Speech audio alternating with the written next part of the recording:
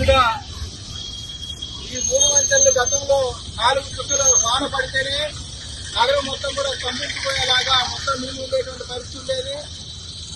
గుంటూరు నగరానికి సంబంధించిన ఈస్ట్ ప్రాంతానికి సంబంధించిన ఎమ్మెల్యే నజీర్ గారు, అదేవిధంగా గుంటూరు పార్లమెంటు సభ్యులు కేంద్ర మంత్రులు బ్రహ్మసాని గారు ఇక్కడ ఉన్నటువంటి సమస్యని ఎటువంటి ఇబ్బంది లేకుండా అనిత్యం కూడా వర్కర్స్ ను పెట్టి ప్రజలకు ఇబ్బంది లేకుండా వర్క్ చేపించినటువంటి పరిస్థితి మనందరూ చూస్తా ఉన్నాం.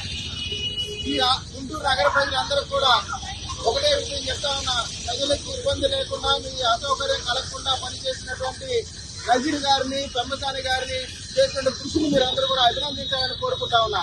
ఎందుకంటే తుఫాను వస్తున్నప్పుడు కూడా మీరు చూసే ఎక్కడా కూడా ఒక్క చుక్క నీరు కూడా ఆగినటువంటి పరిస్థితి లేదు. గుంటూరు నగరంలో ప్రధాన సమస్య అయిన ఈ 3 వంతెనల దగ్గర ఇంతకు ముందు ఒక పటాకం కల్పించేటట్టుగా వాహనాలు కూడా వెళ్లే పరిస్థితి ఏం లేదు. అట్లాంటిది మన గుంటూరు తూర్పు నియోజకవర్గ ఎమ్మెల్యే గారు మరియు కేంద్ర మంత్రి చంద్రశేఖర్ గారు దీని మీద దృష్టి పెట్టి దీన్ని ఇప్పుడు ఇంత తుఫాన్లో కూడా ఒక్క చుక్క వర్షం లేకుండా చేయగలిగారంటే వాళ్ళకి నిజంగా ధన్యవాదాలు తెలుపుకుంటా. ఇది మా 55వ డివిజన్ లో ఉండటం అనేది మాకు ఎప్పటి నుంచో ఉన్న పెద్ద సమస్య. దీన్ని తీర్చినందుకు మున్సిపల్ కమిషనర్ గారికి మరియు సిబ్బంది అందరికీ ధన్యవాదాలు తెలుపుతున్నా.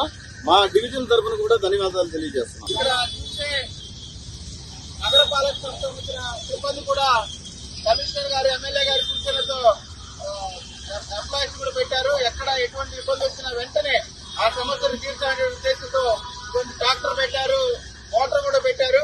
ఇక్కడ చూస్తే వాటర్ ఎంత ఉధృతంగా పోతా ఉన్నాయో మనం చూస్తే అర్థమవుతా ఉంది. వాటర్ ఎంత ఉధృతంగా పోతా ఉన్నాయో ఇది కూడా అడ్రస్ చేసినటువంటి ఎమ్మెల్యే నజీర్ గారికి కృతజ్ఞతలు తెలియజేసుకుంటా ఉన్నాం.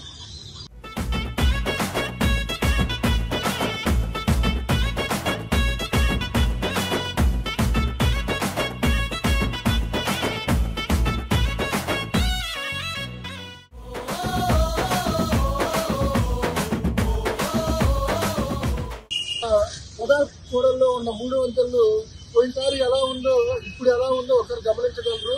ఇంత పెద్ద తుఫాను వచ్చినా కూడా కార్మిక సిబ్బంది, మున్సిపల్ సిబ్బంది మరియు తూర్పు నియోజకవర్గ నాయకులు నజీర్ గారు, కేంద్ర మంత్రివర్యులు బ్రహ్మసాని గారు ఎంతో కృషి చేసి ఈ తుఫానుకి ప్రజలకు ఇబ్బంది లేకుండా మరియు 55వ వార్డులో సోపాటి రత్నం గారు, విజయ్ గారు పునరావాస కేంద్రాల దగ్గరికి వెళ్లి ప్రజలకు ఎటువంటి ఇబ్బంది లేకుండా చూస్తున్నారు.